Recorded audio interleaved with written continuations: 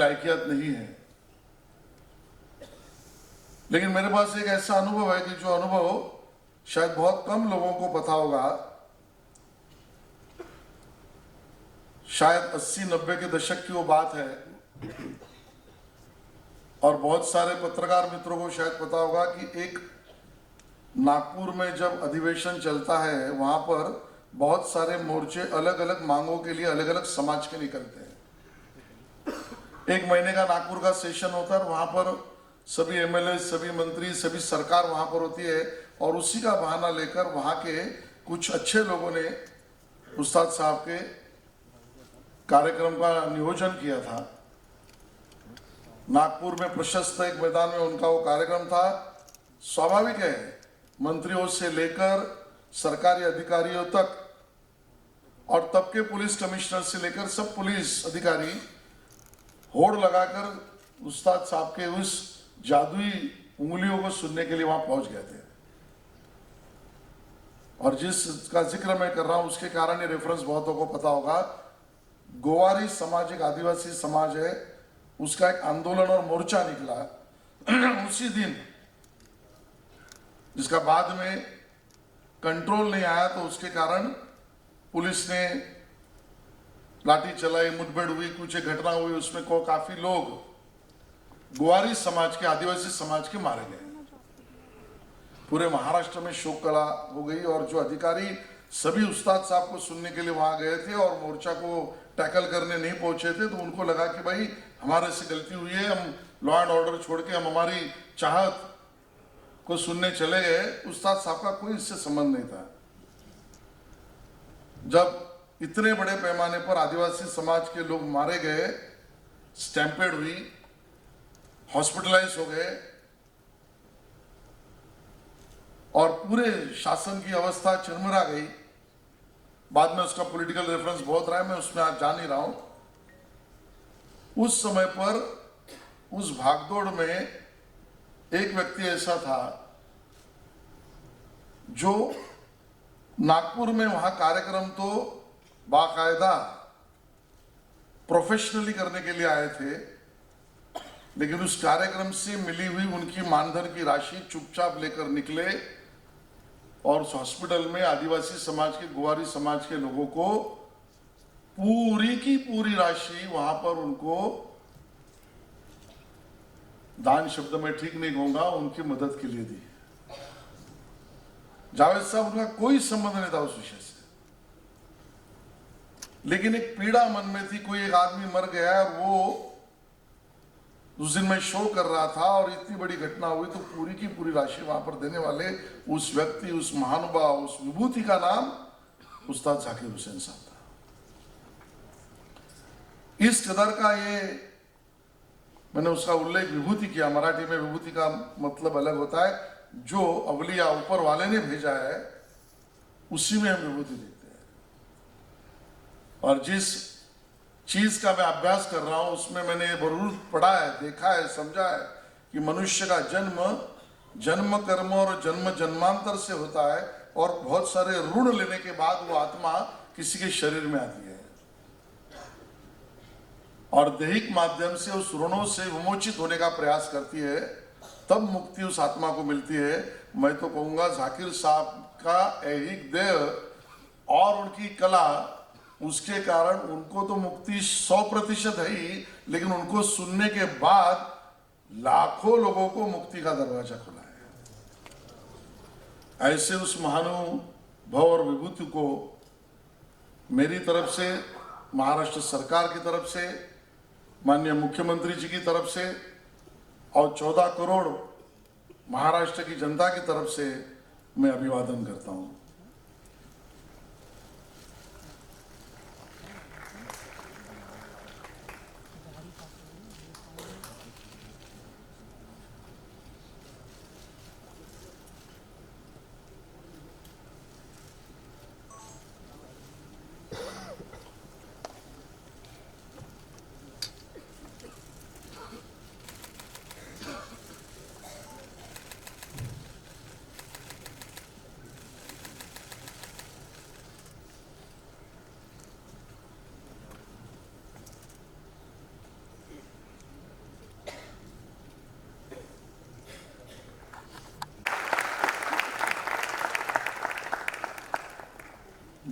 धन्यवाद Suresh Dada. I'd like to request Louis Bank sir kindly express your feelings. Because I'm not a very good extempore speaker, I've written my notes. Ustad Zakir Hussain was not just a musician, he was a true legend. His mastery of rhythm and his incredible tabla playing have changed the world of music. Not just Indian classical music, but global music too. Zakir Bhai's genius is that he can blend different cultures and musical styles while staying true to his roots. His music has created a bridge between the East and the West, mixing the soul of Indian rhythm with the spirit of jazz and fusion.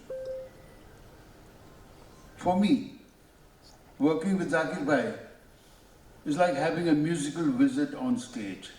His creative energy and his instinctive understanding of music makes every performance magical. I've had the pleasure of sharing the stage with him, and those moments are some of the best in my career. Together we explored new possibilities with the group Cross Currents, a group that's close to my heart. We toured United States and had some of the best times on and off the stage, collaborating with Zakir Bhai on different projects, like being part of Abbaji's Barsi, Guru Purnima, memorial concerts at Prithvi Theatre. With different group incarnations, each collaboration was an amazing experience. But Zakir Bhai was not just a musician, he was a kind and humble person. He carried the legacy of his father, Ustad Allah Rakha, with pride and respect, while creating his own unique path that has inspired generations of musicians. Both our families have had some wonderful times together, often over great meals. I remember him often saying that he came over to our place for rehearsals mainly because he liked my wife Lorraine's cooking. To me, Ustad Zakir Hussain is not merely the greatest tabla player in the world. He is a global ambassador of rhythm and a paragon of creativity. His music will endure for generations, and I'm incredibly fortunate to have shared the stage and life's journey with such an extraordinary artist and friend. Zakir Bhai, wherever you are, may God bless you always. Peace be with you. Love you.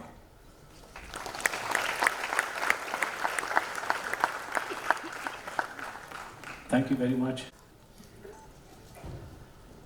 उस्ताद अल्लाह रखा खान साहब के परिवार की ओर से, उस्ताद जाकिर हुसैन के परिवार की ओर से, श्रीमती एंटोनिया मेनुकुला, अनीसा और इज़ाबेला जो आज उपस्थित नहीं रह पाए हैं, उनके तरफ से, और अब्बा जी और जाकिर भाई के समस्त शिष्य परिवार की ओर से हम आपके भावनाओं को, आपके प्रेम को और सम्मान को हृदयपूर्वक प्रणाम करते हैं।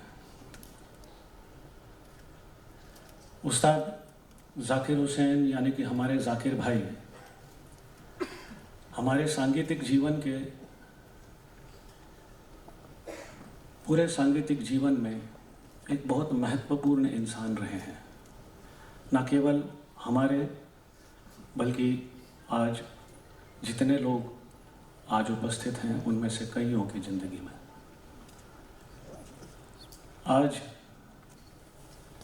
आप सभी गुणीजन, गुरुजन, श्रोताएं आज जो उपस्थित हैं, आपकी उपस्थिति के वजह से समस्त अल्लाह रखा खासात के परिवार को, जाकिर भाई के परिवार को और हम सभी शिष्यों को सांत्वना प्राप्त हो रही है और ढाढ़स भी मिल रहा है।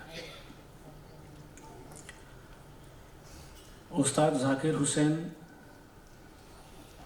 ये ईश्वर ने बनाई हुई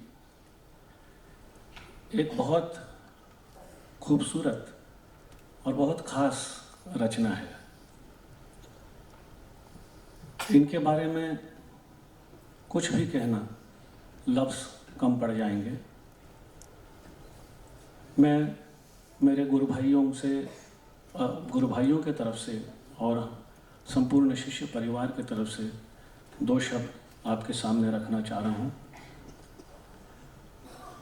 जाकिर भाई ने हर एक संगीत प्रेमी, न केवल भारत में बल्कि पूरे दुनिया में, तबला प्रेमी और संगीत प्रेमी का मन मोह लिया था।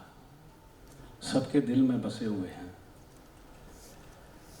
हमारे लिए खास करके जाकिर भाई को हमने एक गुरु समान अनुभव लिया। केवल गुरु समान ही नहीं, एक बड़े भाई के रूप में हम अनुभव कर पाए। एक मार्गदर्शक के रूप में हमने उनको अनुभव किया और उससे बढ़कर वो हमारे लिए एक निरंतर प्रेरणा स्रोत की तरह, हमारे सामने सूर्य की तरह, जैसे सूर्य प्रकाश देता है वैसे हमारे सामने एक प्रेरणा स्रोत की तरह हमें प्रेरित करते गए हमारे सांगीतिक यात्रा में। और हम सब शिष्यों का, हमारी जो सांगीतिक यात्रा है उसको समृद्ध बनाया। उसके वजह से आज वो जो कार्य छोड़ के गए हैं, इतना विशाल और विराट काम कर गए जाकिर भाई, उसको शब्दों में बयान करना असंभव है।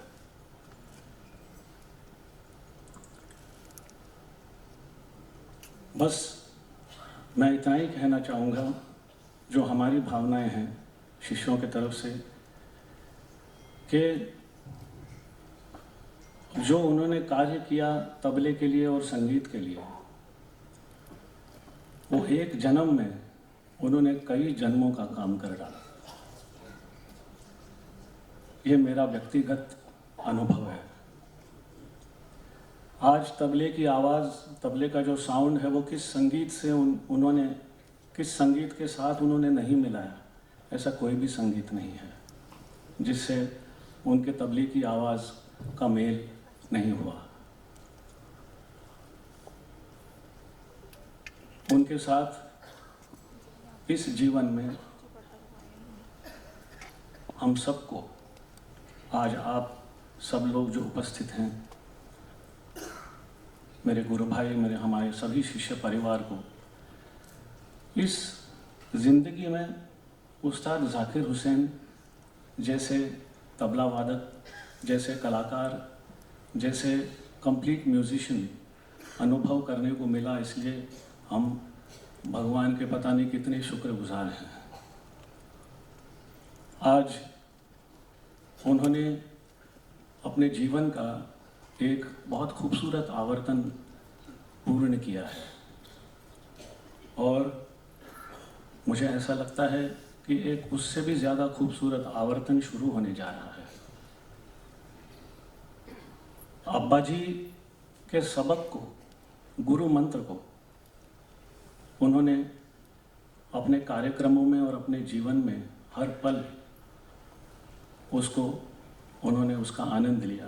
वो कहते थे, अब्बा जी कहते थे, सम को देखो। तो आज ये जो आवर्तन संपूर्ण हुआ है और एक खूबसूरत दूसरा आवर्तन उनका शुरू हो रहा है, उसके बीच में जो सम है, इसका वो सारी जिंदगी उन्होंने आनंद लिया। उस सम के साथ उनकी आत्मा लीन हो चुकी है। मैं भगवान से प्रार्थना करता हूँ समस्त शिष्य परिवार की ओर से कि वो जहाँ भी हैं हमें आशीर्वाद देते रहें, उनकी कृपा दृष्टि हमारे ऊपर बनी रहे और हमें उसी तरह से प्रेरित करते रहें। उनके कार्य में उन्होंने अनेक गुरु मंत्र छोड़े हैं। उनका कार्य इतना ज़बरदस्त है। उन गुरु मंत्रों पर हमें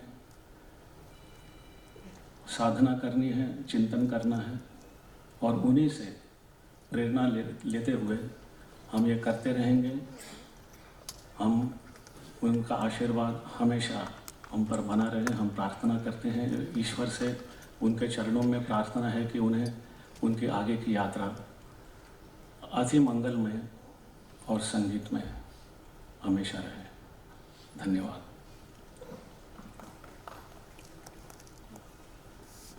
हमारे बीच महाराष्ट्र शासन की तरफ से श्री माननीय आशीष शेलार जी पधारे हैं, जो कि सांस्कृतिक विभाग एंड इंफॉर्मेशन टेक्नोलॉजी विभाग के मंत्री हैं महाराष्ट्र शासन। मैं उनसे प्रार्थना करता हूं कि वो उनके 2 शब्द, उनके विचार व्यक्त करें।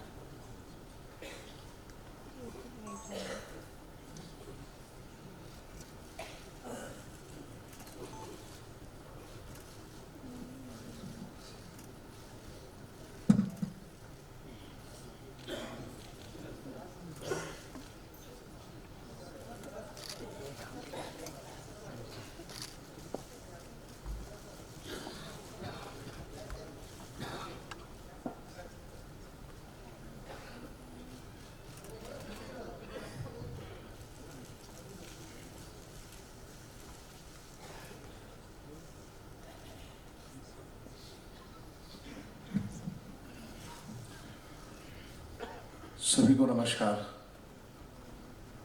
सबसे पहले तो मैं महाराष्ट्र सरकार की तरफ से और माननीय मुख्यमंत्री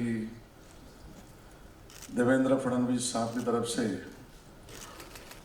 और समस्त महाराष्ट्र के 14 करोड़ वासियों की तरफ से उस्ताद जाकिर हुसैन साहब के चरणों में अभिवादन करता हूं, नमन करता हूं और उनको आदरांजलि अर्पित करता हूं।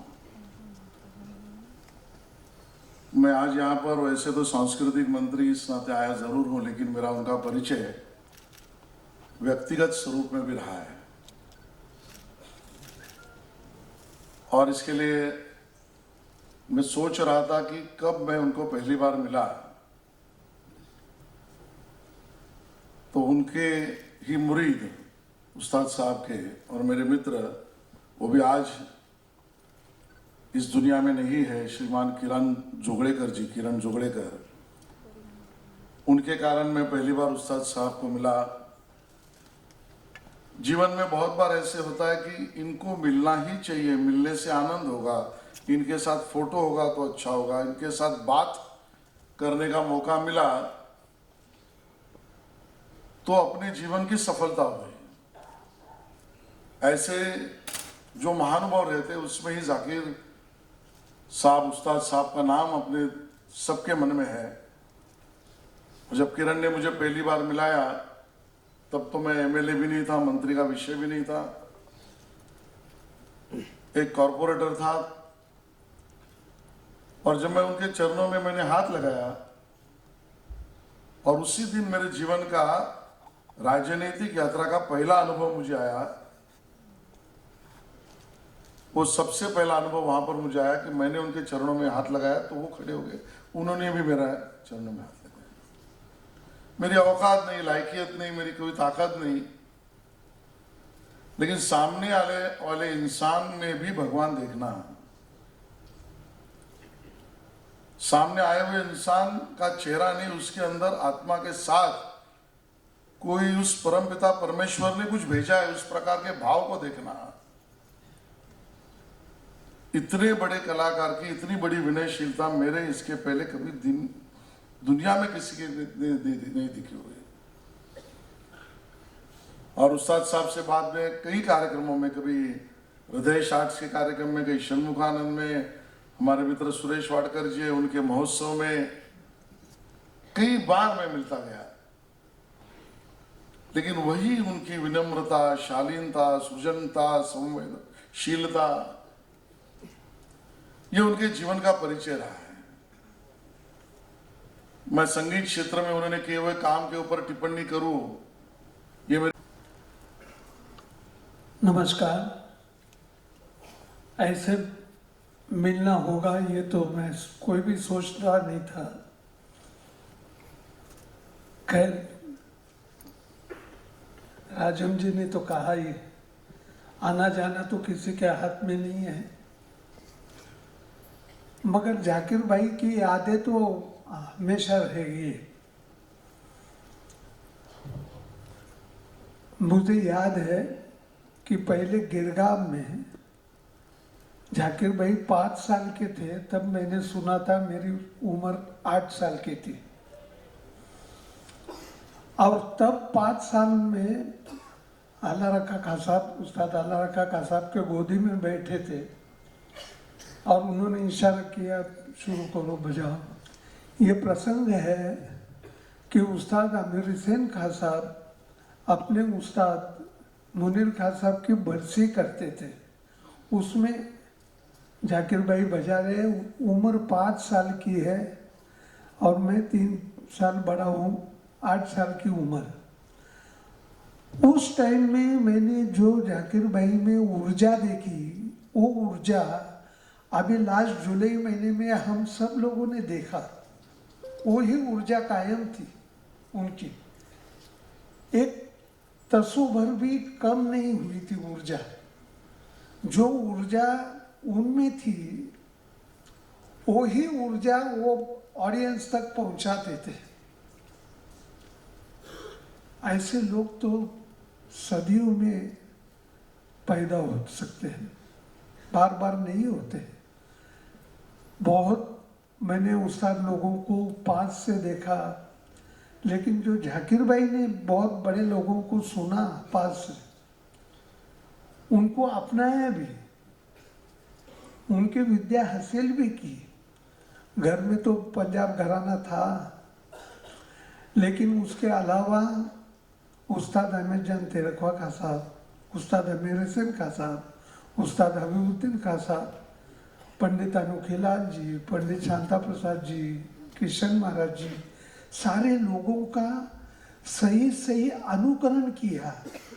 उनकी विद्या अपनाई, नकल नहीं की। उन्होंने तो अपनी शैली कायम की।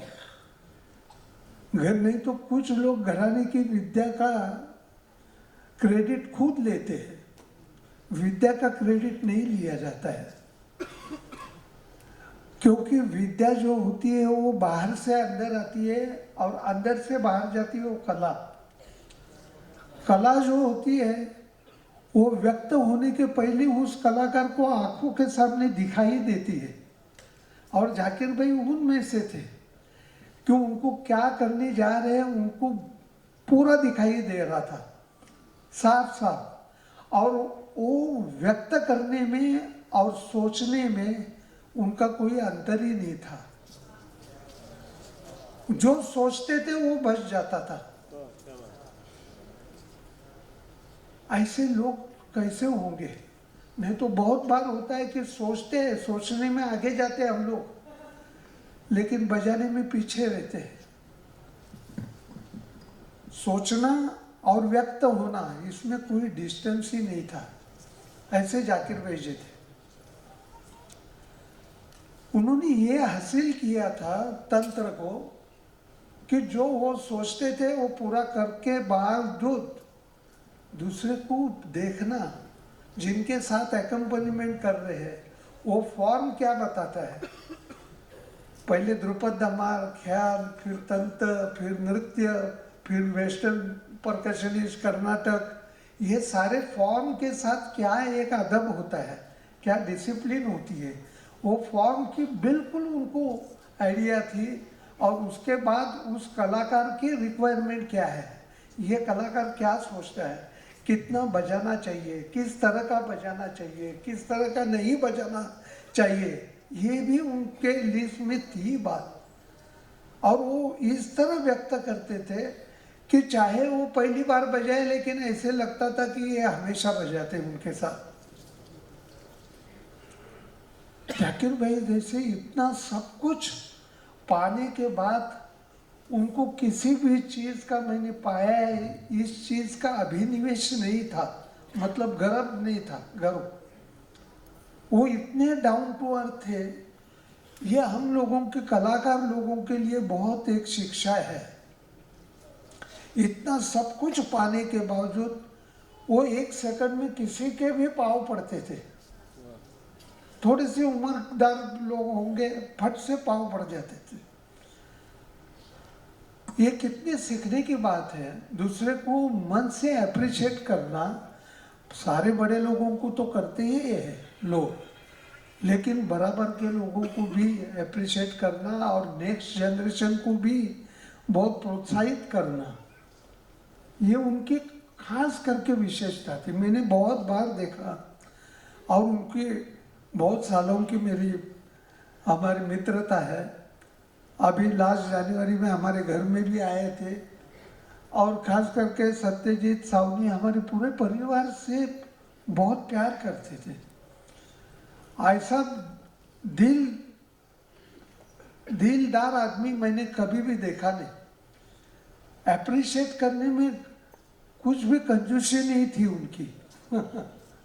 नहीं तो कलाकार को खुद के कलाकार का इतना अभिमान रहता है कि उसको दूसरे की कला अच्छी दिखनी, ये बहुत पॉसिबल नहीं होता है। वो जाकिर भाई को देखकर हम लोगों को बहुत कुछ सीखने मिला कि किस तरह पेश आना चाहिए, किस तरह कला के साथ। हमेशा उन्होंने कला को ऊपर देखा और कलाकार ये साधन है, ये माना उन्होंने। साधना ऐसे जाकिर भाई तो कितनी चीज़ें कहूँ कि वो तो पंजाब घराने के थे ही, लेकिन पंजाब घराने के बावजूद बाकी के जो 5 घराने हैं उनकी विद्या हासिल करने के बावजूद भी उन्होंने अपनी एक शैली क्रिएट की, अपनी शैली, अपनी मोहर लगाई। मुझे बहुत अभी इंटरव्यू में बहुत लोगों ने पूछा कि उनके शागिर्द कितने थे, कौन कौन है शागिर्द। मैंने कहा उनको सिखाने के लिए वक्त ही नहीं होता था। वक्त तो होना चाहिए। अभी जापान है तो कल इंडिया, कल परसों अमेरिका। और मैंने कहा उन्होंने नहीं सिखाया मगर उनके पास सब लोग सीख रहे थे। उनका अनुकरण तो सभी करते हैं, कौन नहीं करते। जाकिर भाई का अनुकरण करते कौन नहीं। आज जो फ्लूट बजाते हैं, सितार बजाते हैं, नृत्य करते हैं, वो भी जाकिर भाई का अनुकरण करते हैं। आप सोच लीजिए कि जाकिर भाई जैसे पर्सनैलिटी हमारी बने, ये हमेशा हर एक कोई सोचता है। वो कलाकार, वो जो ऊर्जा है वो कैसे कैसे लोग लेते हैं आज उनसे, उनको भूलना असंभव है।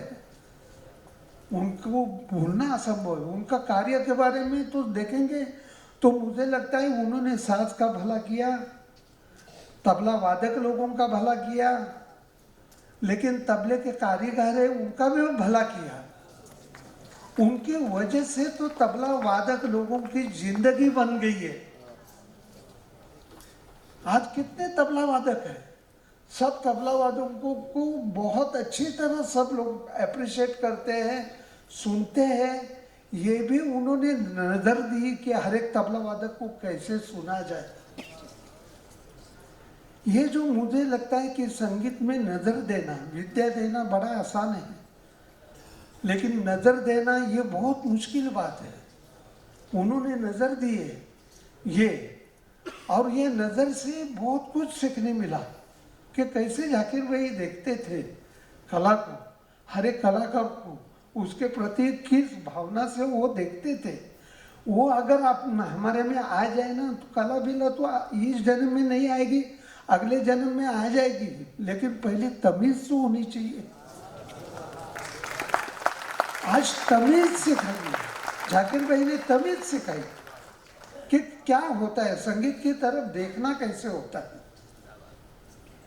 और कितनी चीज़ें, मैं तो बहुत कुछ कह सकता हूँ उनके बारे में, टेक्निकल में नहीं जानना चाहता हूँ, लेकिन टेक्निकल में मुझे लगता है कि इतना हासिल करने के बावजूद भी उनका जो डाउन टू अर्थ रहना जो है वो हम लोगों के लिए कभी हम लोग भूल नहीं सकते हैं। इस चीज़ को अगर उस चीज़ से हम लोग शुरुआत करेंगे तो शायद कुछ पाएंगे। धन्यवाद। चंद्रम शरणं प्रपद्ये, श्रीराम दूतम शरणं प्रपद्ये। समर्थ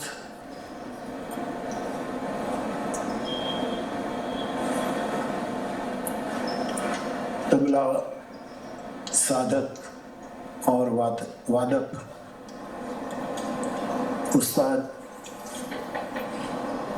जाकिर हुसैन साहब की स्मृति में श्रद्धांजलि के रूप में और ये प्रेयर मीटिंग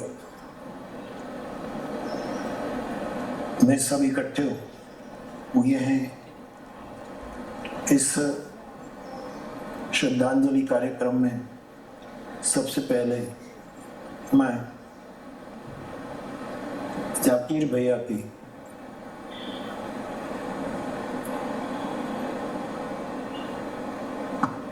चेतना को प्रणाम करता हूं और मेरी श्रद्धांजलि समर्पित करता हूं। इस प्रेयर मीटिंग में उपस्थित सब परिवारजन और जाकिर भैया के साहक समुदाय सभी को मैं आदर के साथ प्रणाम करता हूं। जैसे सुबह सूरज निकलता है और किरण जरा सी भी कली को छूती है और कली तुरंत विकसित होने लगती है, वैसे मैंने देखा कि जाकिर भैया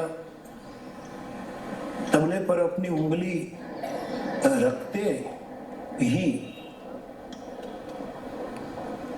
तबले में से ताल, बोल और नाद निकलने लगता था। मेरी दृष्टि में ये आपकी बहुत बड़ी विरल विशेषता थी। हमारे गांव तलगाजरड़ा में हनुमान जी के सामने आपने बहुत बार अपनी तबला वादन की साधना सेवा के रूप में पेश की। जब भी आपको विनय किया, आप सद्भाव और शालीनता के साथ आते रहे। यही तो आपका बड़प्पन था। आपका परिचय सालों पहले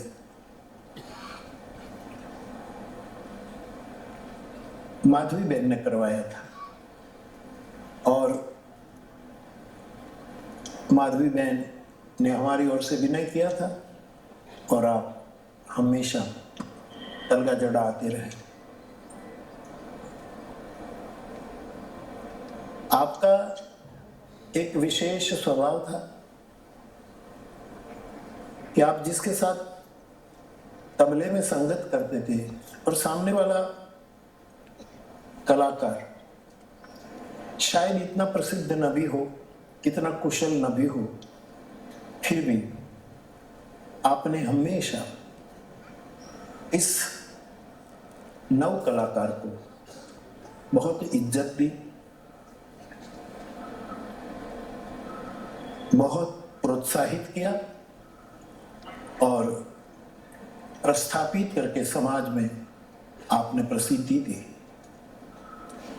हमारे रामचरितमानस में एक चौपाई है, बड़े स्नेह लघुन पर करे। जो बड़े होते हैं, सही में बड़े होते हैं, वो छोटे पर हमेशा स्नेह करते हैं। जैसे घास के तिनके पर्वत के शिखर पर रहते हैं। पर्वत इतना बड़ा है, लेकिन पर्वत बड़ा है इसीलिए ये छोटे छोटे तिनके को अपने सिर पर बैठाता है। समंदर इतना गहरा है, इतना विशाल है, फिर भी ये जाग को, फीण को अपनी सतह पर रखता है। तो पर्वत की ऊंचाई और सागर की गहराई, ये दोनों परम तत्व की कृपा से आप में मौजूद थी। आपने आपके पिताजी से ये उस्तादी हासिल की, गुरु से, गुरुजनों से ये उस्तादी आपने हासिल की, और आप मुस्कुराते रहे, दूसरों को दाद देते रहे, और इस तरह आपने संसार में इस वाद्य के माध्यम से बहुत बड़ी सेवा की। हम सबकी चाह थी कि आप बहुत सालों तक हमारे बीच में रहे और हम आपकी इस साधना को सुनते रहें, दाद देते रहें। लेकिन परमात्मा की जो इच्छा होती है वही आखिर में होता है। मैं पुनः एक बार आपकी चेतना को एक साधु के नाते नमन करके मेरे हृदय की श्रद्धांजलि समर्पित करता हूं और आपके परिवारजनों को मेरी ओर से दिल सोजी प्रेषित करता हूं। प्रणाम और श्रद्धांजलि के साथ सभी को मेरा जय श्री राम। डॉक्टर एन राजन जी से प्रार्थना करता हूं कि आप अपना मनोगत व्यक्त करें।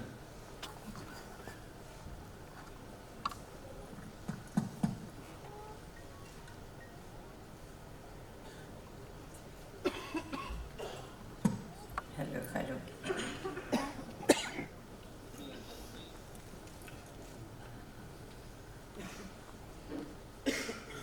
उपस्थित सभी कलाकार भाइयों बहनों और संगीत रसिकों, आज तौफीक भाई ने हमें जो काम दिया है वह बड़ा मुश्किल है, बहुत कठिन है।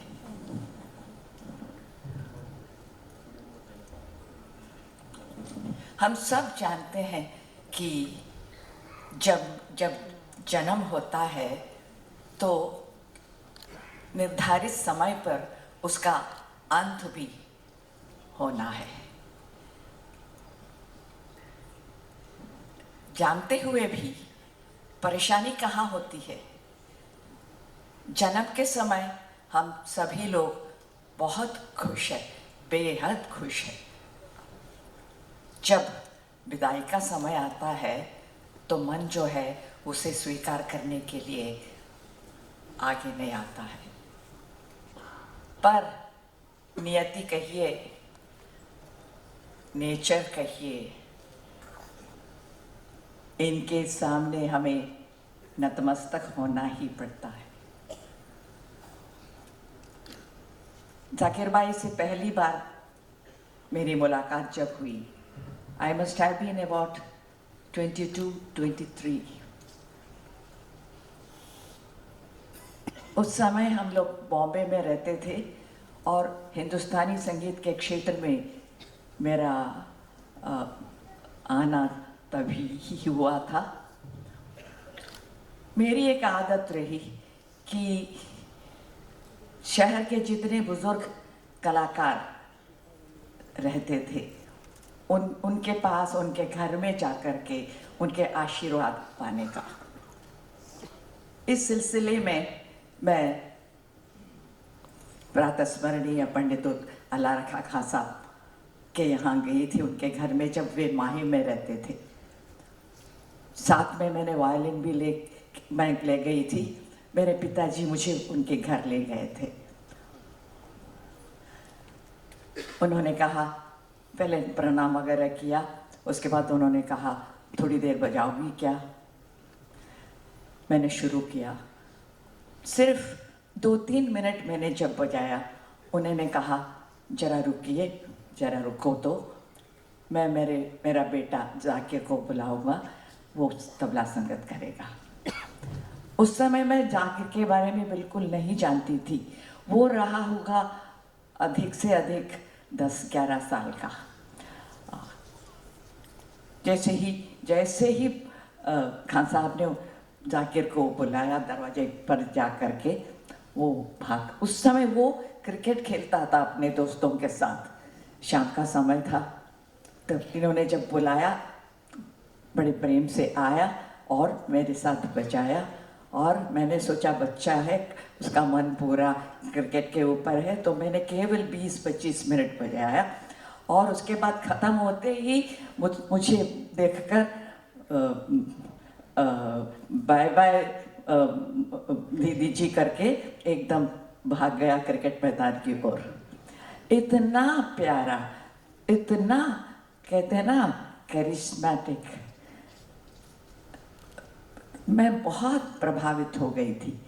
और उस समय जो भाई बहन का रिश्ता हमारा शुरू हुआ, वो आखिर तक बना रहा।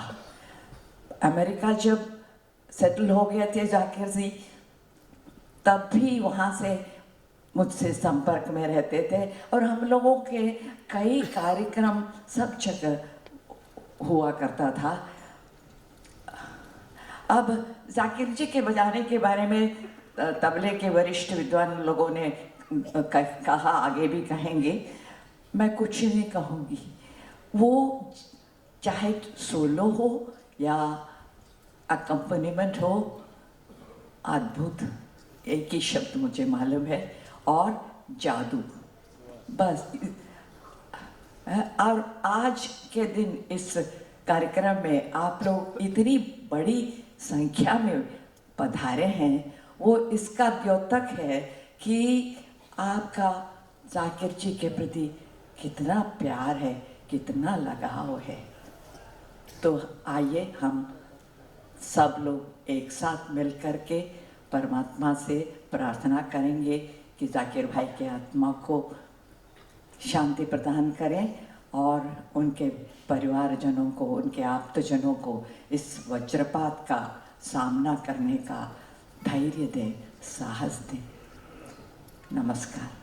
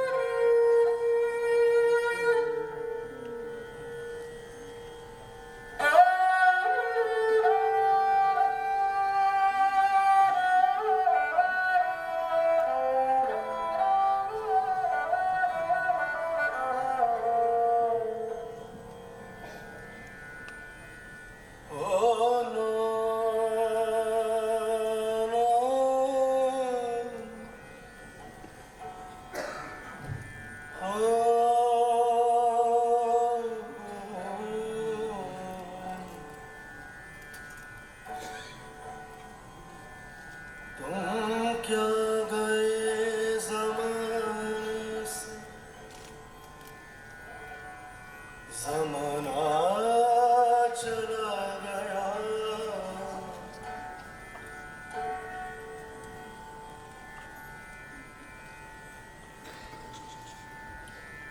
तुम क्या गए ज़माने से,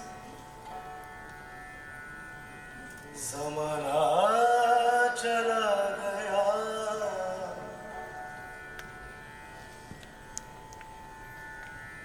एक दोस्त था जो मेरा, वो दोस्त चला गया। एक दोस्त था जो, वो दोस्त चला गया।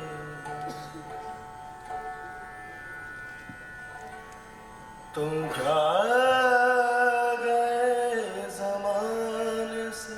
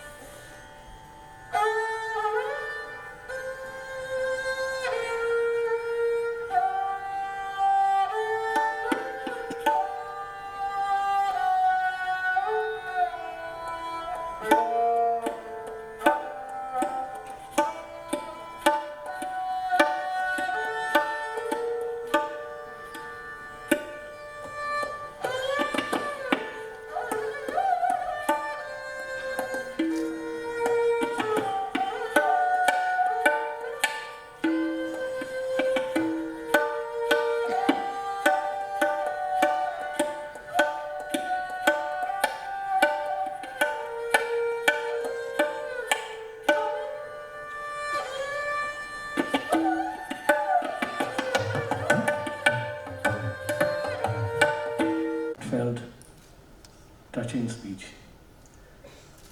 मैं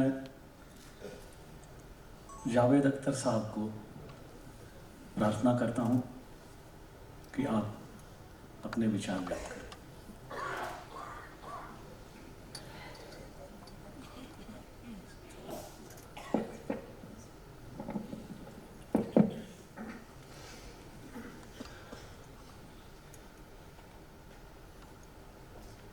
आप सोचें तो हमारे घरों में वही चीज़ें होती हैं जो आए दिन काम आती हैं।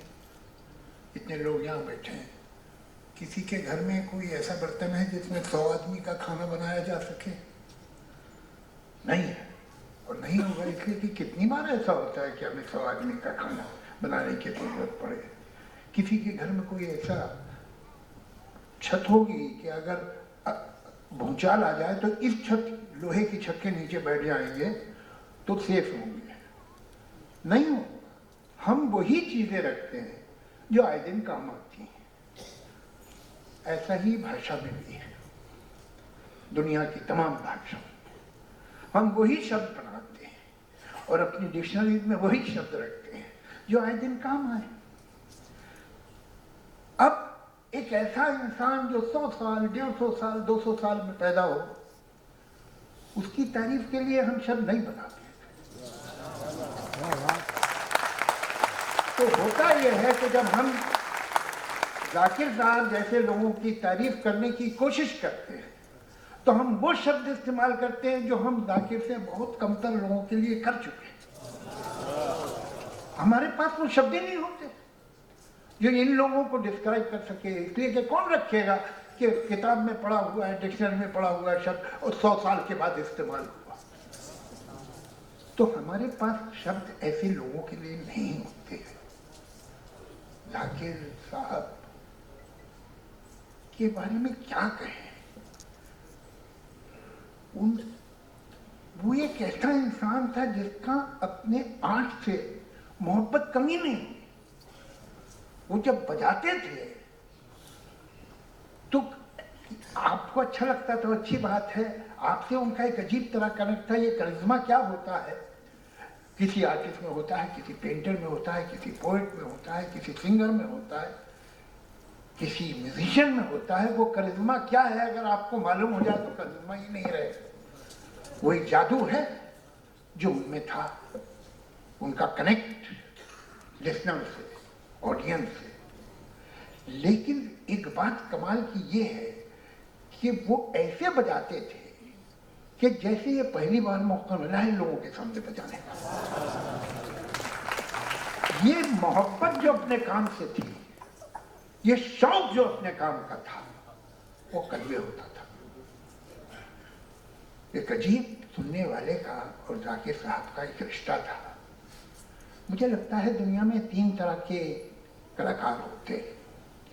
कलाकार और उसके साथ जो इंसान है उसके अंदर, ये बहुत करीब रहते हैं, दूसरे से अलग थोड़ी होते हैं। कुछ लोग होते हैं, कुछ कलाकार ऐसे होते हैं जो कलाकार तो मामूली होते हैं, आदमी बड़ा होता है। कुछ ऐसे होते हैं जो कलाकार तो बड़ा होता है, आदमी छोटा होता है। कुछ कलाकार ऐसे होते हैं जो कलाकार भी बड़ा होता है और आदमी भी बड़ा होता है। ये जो बड़ा आदमी है और मामूली टैलेंट है, वो अपने बड़े होने से, अपने स्वभाव से, अपने तौर तरीके से, अपने पब्लिक रिलेशन से अपने आप को बड़ा बना लेता है। लेकिन ये जब तक जिंदा है आदमी तब तक कलाकार है, जब वो मर गया तो उसकी कला भी चली जाती है। कोई बड़े टैलेंट का आदमी होता है, आदमी छोटा है, तो उसे अपने फन को नीचे घसीट के लाता है वो। अगर कला में बहुत दम है तो थोड़ा बहुत ऊपर चली जाए। लेकिन असल लोग वो होते हैं जो कलाकार भी बड़े हों और इंसान भी बड़े हों। आज एक ऐसे आदमी का अजीब इत्तेफाक है, आज जन्मदिन है, जो कि कलाकार भी बड़ा था और आदमी बड़ा था। उसका नाम था गालिब। आज उसका जन्मदिन है और आज हम जिस कलाकार के बारे में बात करने आए हैं यहाँ, वो भी एक बहुत बड़ा आदमी था और बहुत बड़ा कलाकार था। एक मुझे किस्मत से कई मौके मिले हैं उनके साथ काम करने के। एक हमारी दोस्त दुर्गा जसराज ने प्रोग्राम बनाया था जिसका नाम था तिरंगा।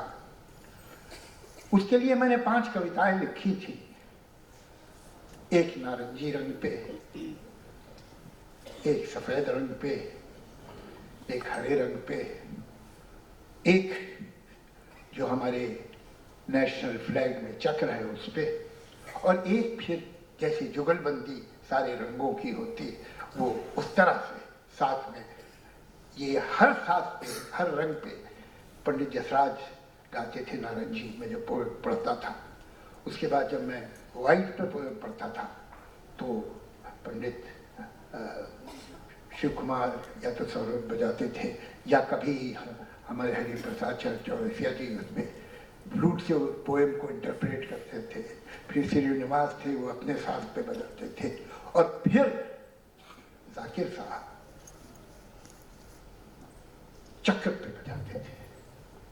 मैं आपसे ये एक कोई पोइटिक बात कहने की कोशिश नहीं कर रहा हूं या डायलॉग नहीं बता रहा हूं। जाकिर साहब जब तबला बजाते थे तो आपको हिंदुस्तान के नेशनल फ्लैग का चक्र सामने दिखाई देता। आप उस चक्र को देख सकते थे, वो चक्र घूम रहा दिखाई देता। चक्र जिसका ना आरंभ है ना कोई अंत है, चगर सम्राट है, चगर सावंत है, यहाँ खत्म होती थी वो। और वाकई आपको दिखता था कि इसका ना कोई आरंभ है ना कोई अंत है, घूम रहा है चक्र, क्या जादूगर इंसान। और उसके बाद एक मैंने उनके साथ फिल्म भी की है जिसमें उन्होंने एक्टिंग भी की है। कैसे गीत बनाते थे वहीं हम सामने बैठ के 2 मिनट में वहीं उन्होंने बना दिया। इतनी आसानी से सरलता से काम होता था। ये बड़े कम मास्टर होते हैं जो इस तरह से कर सकते हैं। अजीब अजीब बातें आज जहन में आती हैं। बात लुई बैंक साहब ने जो कही बहुत अच्छी बात थी कि किस तरह एक आदमी जिसकी जड़ें हिंदुस्तानी संगीत में इतनी गहरी है, वो कैसे जैज को भी छू लेता है, इंटरनेशनल म्यूजिक को, वेस्टर्न क्लासिकल को भी छू लेता है। मुझे एक सिमली सी जहन में आती है। आपने बच्चों को देखा है कि वो एक डोरी में कंकर बांधते हैं और उसे अपने सर के ऊपर घुमाना शुरू करते हैं।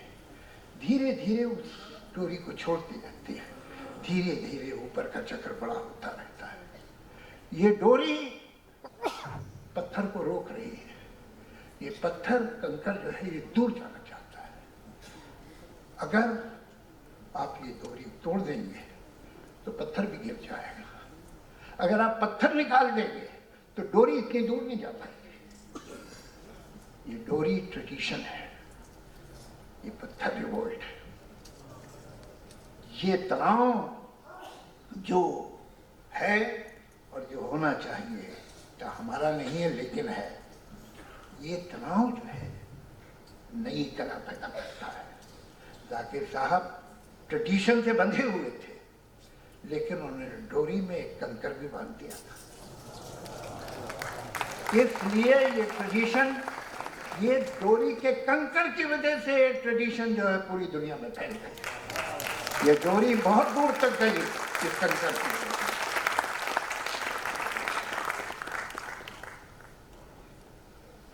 क्या कहें, कोई ये आजकल तो 73 तो कोई एज बची नहीं है, और 73 तो आज वो है जो कभी 50 होती थी, लेकिन बहरहाल वो नहीं रहे। लेकिन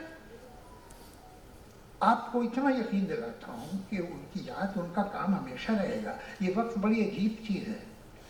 कभी कभी इत्तेफाक से किसी वजह से कोई आदमी मशहूर भी हो जाता है, पॉपुलर भी हो जाता है, दुनिया उसे मानने भी लगती है। लेकिन अगर उसका टैलेंट ऑर्डिनरी है तो वक्त बड़ा जालिम है, वो उसे धीरे धीरे ख़त्म कर देता है, उसकी याद को मिटा देता है।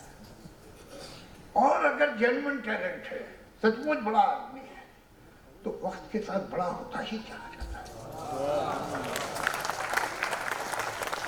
जाकिर साहब वक्त के साथ बड़े ही होते जाएंगे, उनको कोई रोक नहीं सकता है। ये कहते हैं एंड ऑफ एन एरा, मैं नहीं कहना चाहता है, he was the pioneer of an era, कोई शक नहीं। वो अपने बुजुर्गों की बहुत इज्जत करते थे।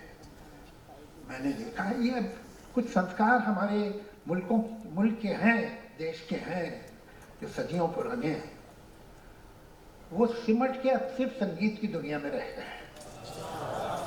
मैंने तो संगीत की दुनिया से बाहर इस तरह से कच्चे दिल से अपने बड़ों को पैर छूते हुए लोगों को जरा कम ही देखा है, मगर वो संगीत की दुनिया में अभी वो संस्कार मौजूद है।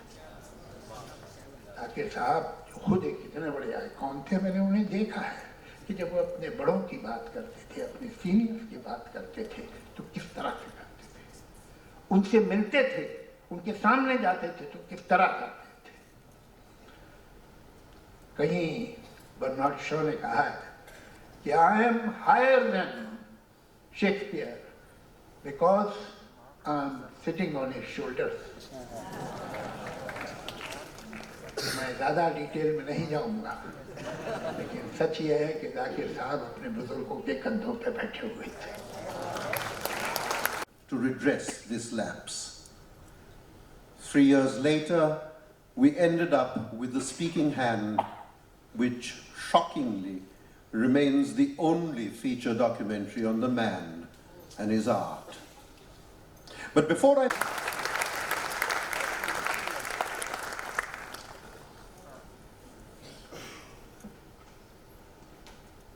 कितनी यादें, कितनी बातें जहन में है, लेकिन क्या क्या आदमी कहे। कहीं मैंने उनसे पूछा था, एक बहुत लंबा इत्तेफाक थे, अब वो आ गया है बरसों के बाद, मैं भी भूल गया था। एक इंटरव्यू मैंने उनका किया था जी के लिए, एक गुफ्तगू नाम के प्रोग्राम में। तो मैंने उनसे पूछा था कि ये घराने क्या होते हैं?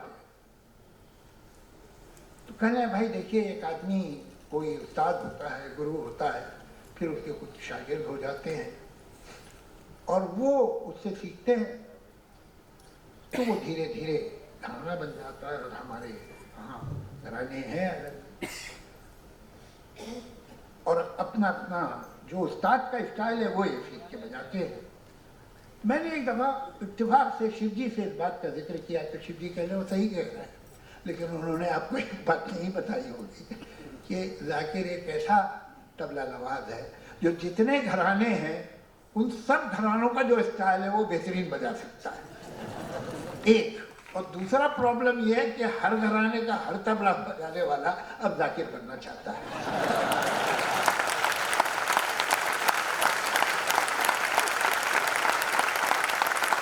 तो हम ऐसे आदमी के बारे में ये सोचे कि उसकी याद को हम संभाल के रखेंगे, अरे उसकी याद हमें संभाल के रखेगी।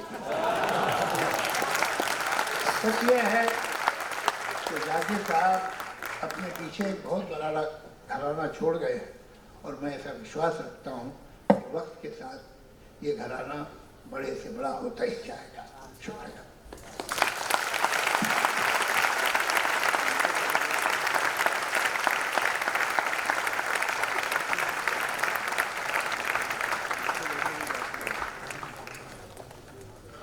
बहुत बहुत शुक्रिया जावेद साहब। आप सभी को अल्लाह रखा परिवार की तरफ से हम